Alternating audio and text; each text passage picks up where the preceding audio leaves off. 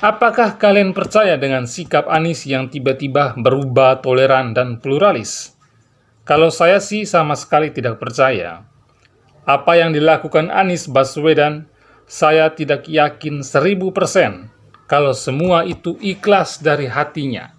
Kepada kita semua, jangan mudah percaya dengan apa yang Anies lakukan hari ini. Itu semua hanyalah pencitraan, itu semua demi kepentingan politik Anies semata, dan Anies sama sekali tidak peduli dengan yang namanya toleransi. Anies itu licik, licinnya seperti oli campur belut.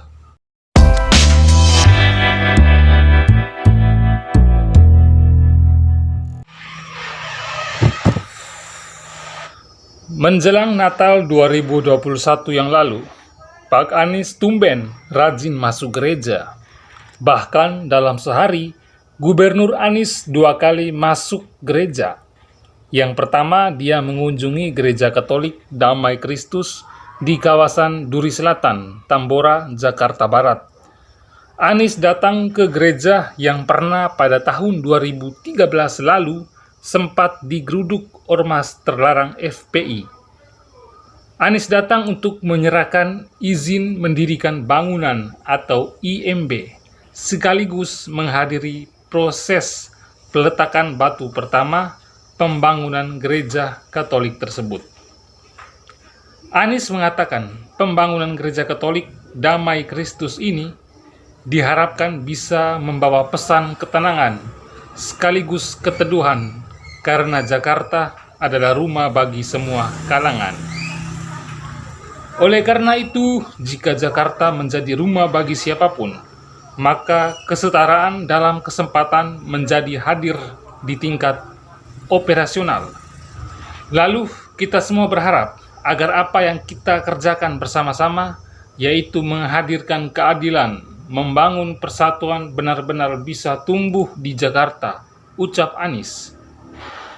Selain mengunjungi Gereja Katolik Damai Kristus, Anies juga mengunjungi gereja di Indonesia bagian Barat atau GPIB Immanuel yang berada di kawasan Gambir, Jakarta Pusat.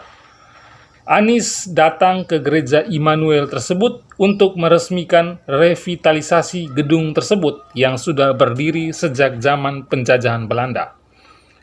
Setelah proklamasi kemerdekaan, nama gereja ini berubah menjadi Gereja Immanuel tahun 1948 pada saat didirikan GPIB.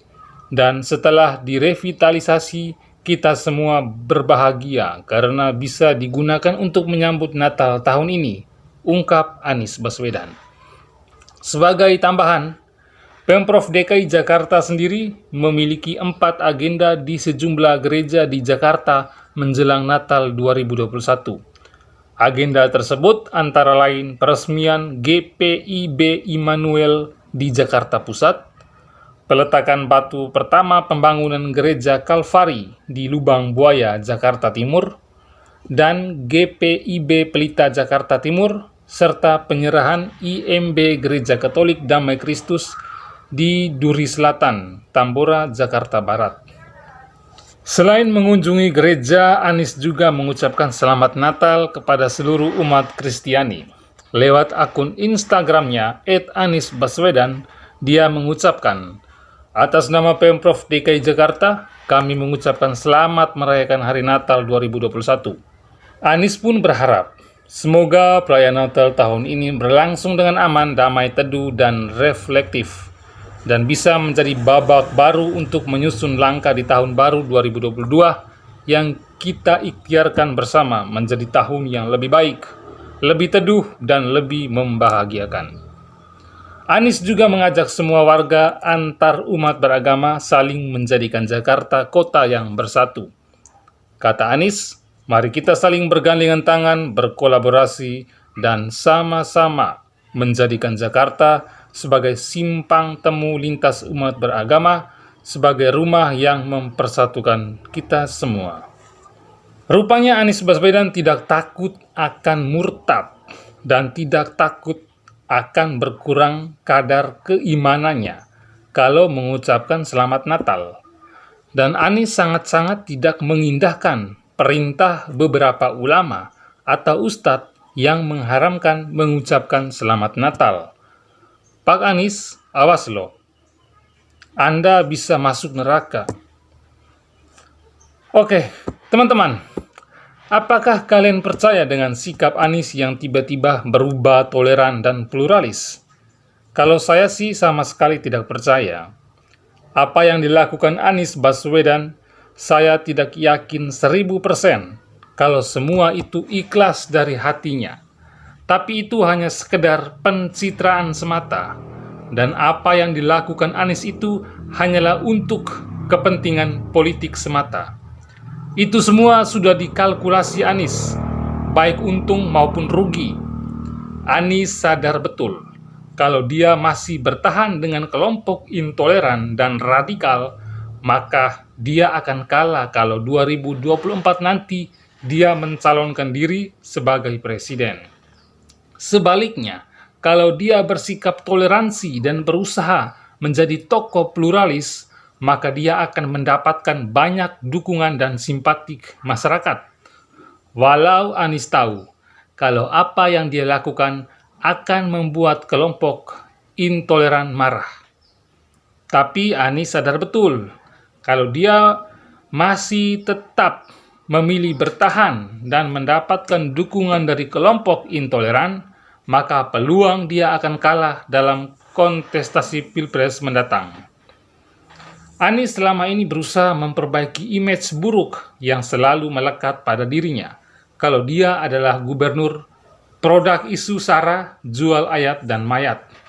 Kini Anies lebih tampil sebagai sosok yang toleransi, tapi masyarakat itu tidak bodoh lagi. Masyarakat sudah tahu membedakan mana pemimpin yang pluralis, merangkul, dan sangat toleran, dan mana pemimpin yang hanya sekedar pencitraan semata demi keuntungan politiknya. Anies ingin berusaha supaya tampil seperti Ganjar Pranowo menjadi tokoh yang toleran dan pluralis, tapi tetap gagal karena dia sudah terlanjur sowan dengan organisasi terlarang. Anies yang di 2017 lalu kini telah berubah. Dulu Anies didukung kelompok FPI, PA212, dan kelompok intoleran radikal. Anies memang tidak pernah membuat pernyataan yang rasis dan menyinggung SARA. Anies juga tidak pernah membuat kebijakan yang rasial dan SARA.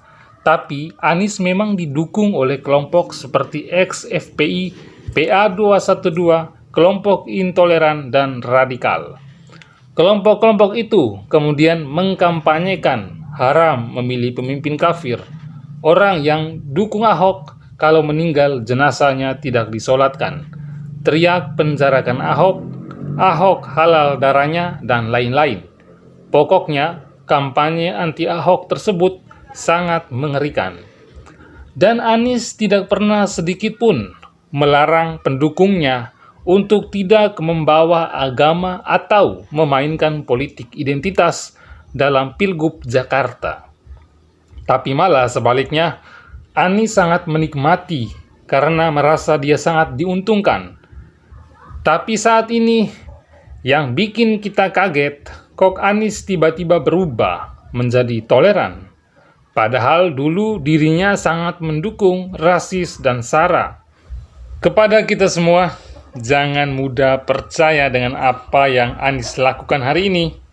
Itu semua hanyalah pencitraan, itu semua demi kepentingan politik Anies semata, dan Anies sama sekali tidak peduli dengan yang namanya toleransi.